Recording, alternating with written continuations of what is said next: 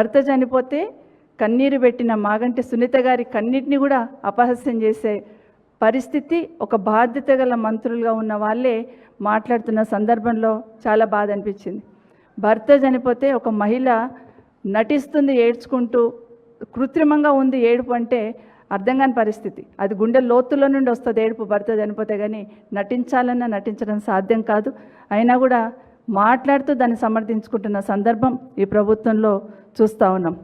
అన్నిటికన్నా ముఖ్యంగా వాళ్ళ గవర్నమెంట్లో వాళ్ళ క్యాబినెట్లో ఉన్న ఒక మహిళా మంత్రి ఇంటి మీదకే రాత్రిలో పోలీసులను పంపించారంటే మహిళల పట్ల ఏ విధంగా ఉంది? నిజంగా చాలా బాధ అనిపించింది.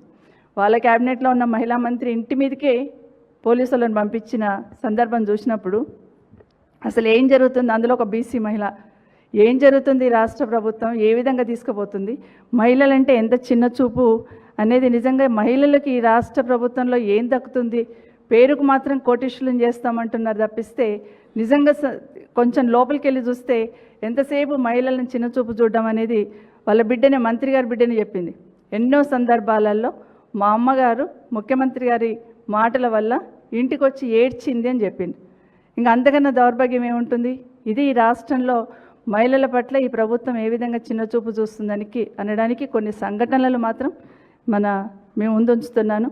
ఇప్పటికైనా తెలంగాణ మహిళా సమాజం గమనించాలని మనస్ఫూర్తిగా మా మహిళా సోదరిమణులందరినీ కూడా కోరుతా ఉన్నాను. సరే, ఆ రోజు ఎన్నికలు జరుగుతున్నప్పుడు గౌరవ కేసీఆర్ గారు ఒక మాట చెప్పారు. కాంగ్రెస్ పార్టీకి అధికారం ఇస్తే అరాచకం రాజ్యం వెళ్తుంది అని చెప్పారు. అదే కాకుండా కాంగ్రెస్ పార్టీకి పొరపాటున అవకాశం ఇస్తే ఈ రాష్ట్రం ఇప్పటికీ వడ్డించిన విస్తర్లాగా ఉంది, కుక్కలు చింపిన విస్తర్ చేస్తారని కేసీఆర్ గారు ఎన్నికలప్పుడు చెప్పిన విషయం ఈరోజు 2 నెలల్లో తేటతెల్లం అవుతుందని కూడా ఒకసారి గుర్తు చేసుకుంటా ఉన్నాను. 10 సంవత్సరాలు తెలంగాణ రాష్ట్రాన్ని కేసీఆర్ గారు అన్ని వర్గాల ప్రజల సంక్షేమం కోసం ఏ విధంగా అయితే పనిచేశారు, ఆ రోజు తెలంగాణ అంటే సకల వర్గాల సంక్షేమానికి కేర్ ఆఫ్గా ఉంది. కానీ ఈరోజు ఎట్లా ఉంది? దుర్మార్గాలకు, అరాచకాలకు కేర్ ఆఫ్ అడ్రస్గా ఈరోజు తెలంగాణ చిరునామాను మార్చేశారని మాత్రం గుర్తు చేసుకోవాలి. ఒక మంత్రి ఇంటి దగ్గర అర్ధరాత్రి జరిగిన హైడ్రామా నుంచి మొదలు పెడితే క్యాబినెట్ సమావేశంలో జరిగిన హంగామా దాకా చూస్తే నిజంగా తెలంగాణ సమాజం సిగ్గుతో తలొంచుకుంటుంది. ఈరోజు ఇదంతా ఒక్కసారి ఆలోచిస్తే కేసీఆర్ గారు ఉన్నప్పుడు ఎంతసేపు రాష్ట్రం అభివృద్ధి, ప్రజల సంక్షేమం గురించి ఆలోచించేవాళ్ళు. పంజాబ్ను తలదన్నే విధంగా అగ్రికల్చర్ కేసీఆర్ గారు తీసుకొస్తే అంతర్రాష్ట్ర మూటలను మించిపోయిన గన్ కల్చర్ ఈ ప్రభుత్వం తీసుకొచ్చింది. ఈరోజు ఉదయం కూడా ఒక మహిళా సోదరిమణి వచ్చింది నా దగ్గరికి, భార్యాభర్తల సమస్య మాట్లాడుతూ అమ్మ నా భర్త నన్ను అరెస్ట్ చేస్తున్నాడు, ఏమన్నా అంటే గన్ పెట్టి బెదిరిస్తున్నాడు అంటుండు. ఏంటి గన్ కల్చర్ అంటే నిజంగానే ఆశ్చర్యం వేసింది.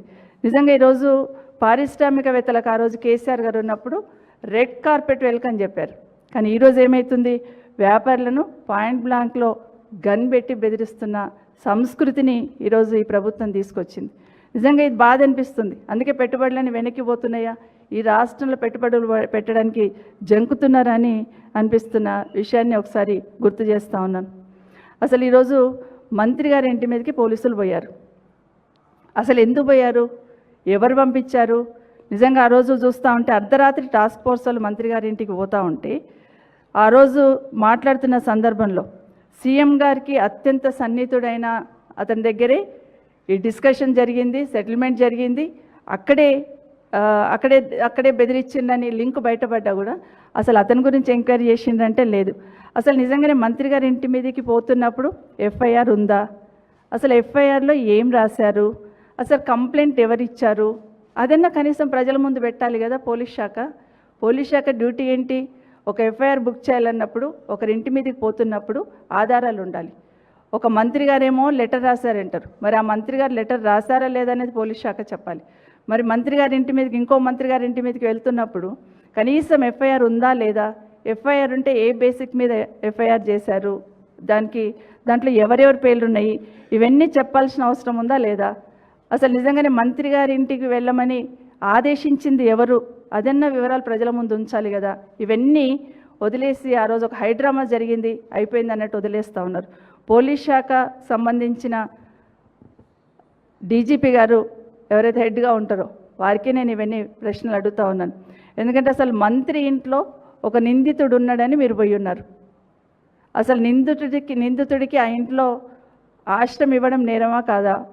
అక్కడ ఉన్నాడంటే అది తప్పు అవుతుందా కాదా? ఒకసారి పోలీస్ శాఖ మననం చేసుకోవాలి. నిందితుడిని అరెస్ట్ చేయడానికి వెళ్ళినప్పుడు పోలీసులను అడ్డుకోవడం కూడా నేరమే కదా. ఒకటి ఆ ఇంట్లో పెట్టడం ఒకటి నేరం, అర్ధరాత్రి ఆ ఇంటి మీదకి పోవడం ఒకటి తప్పు. మంత్రిగా ఉన్నప్పుడు మంత్రి ఇంటి మీదకి వెళ్ళమని ఎవరు ఆదేశాలు ఇచ్చారనేది ఖచ్చితంగా ప్రజల ముందు చెప్పాలి. అసలు ఆ వెళ్ళడానికి వాళ్ళ ఇంట్లో నిందితుడు ఉండడానికి ఎవరు కంప్లైంట్ ఇచ్చారనేది కూడా చెప్పాల్సిన అవసరం ఉంది. అసలు నిందితుడిని మంత్రి గారే స్వయంగా కారులో తీసుకొని వెళ్ళిపోతే దాని మీద విచారణ ఉండదా? పోలీసులు మరి అది తప్పా కాదా?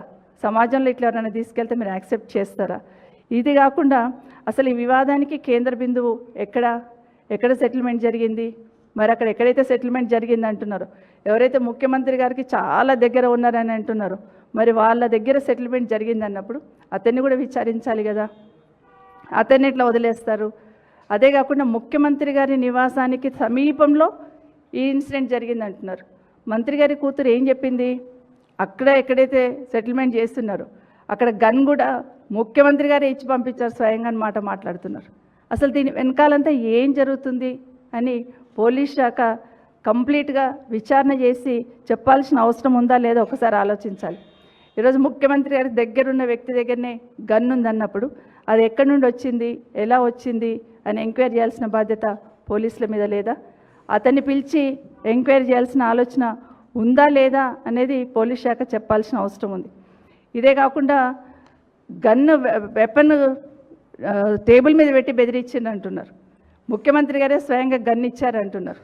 మరి గన్ కల్చర్ కొత్తగా ఎక్కడొస్తుంది ఒక్కసారి ఆలోచించమని కోరుతా ఉన్నాను. అసలు ఏదైతే సిమెంట్ కంపెనీకి సంబంధించి డక్కన్ సిమెంట్ కంపెనీకి సంబంధించిన డైరెక్టర్ని మంత్రి గారు ఓఎస్డీ బెదిరించారంటున్నారు. మరి కూర్చొని సెటిల్మెంట్ చేసింది ఎక్కడ? ముఖ్యమంత్రి గారికి అత్యంత సన్నిహితంగా ఉన్న కాంగ్రెస్ నేత దగ్గర. మరి అతన్ని కూడా విచారించాల్సిన అవసరం ఉంది కదా. మరి అతని మీద విచారణ జరపాలి కదా. అతన్ని మీరు విచారించారా? ఇప్పటి వరకు ఎందుకు ఎక్కడైతే కూర్చొని ముఖ్యమంత్రి గారి ఇంటి వెనకాలనో పక్కలనో దగ్గరలోనో ఉన్న ఇంటి దగ్గర సెటిల్మెంట్ జరిగింది అంటున్నప్పుడు మీరు అతన్ని విచారించారా లేదనేది ఒకటి అవసరం. అసలు గన్ ఎక్కడి నుండి వచ్చింది, గన్ ఎవరిచ్చారు, గన్ బెదిరించాల్సిన అవసరం ఏమొచ్చింది, ఆ సందర్భం ఏంటి, ఇవన్నీ ఎంక్వైరీ చేస్తారు కదా. అవన్నీ చేసిన తర్వాతనే మీరు నిందితుని దగ్గరికి వెళ్తారు. మరి ఇదంతా ప్రజల ముందు ఎందుకు పెట్టలేదనేది ఖచ్చితంగా చెప్పాల్సిన అవసరం ఉంది. ఒక మంత్రి గారి కూతురే ముఖ్యమంత్రి గారి మీద ఆరోపణ చేసిందంటే వివరణ ఇవ్వాల్సిన బాధ్యత ముఖ్యమంత్రి గారికి ఉంటుంది. అదే కాకుండా ముఖ్యమంత్రికి అత్యంత సన్నిహితంగా ఉన్నతనే ఈ సెటిల్మెంట్ కూర్చున్నాడంటే ఖచ్చితంగా ఇది ముఖ్యమంత్రి గారు బాధ్యతగా చెప్పాల్సిన అవసరం ఉంటుందని మరొకసారి పోలీస్ శాఖను కోరుతా ఉన్నాను.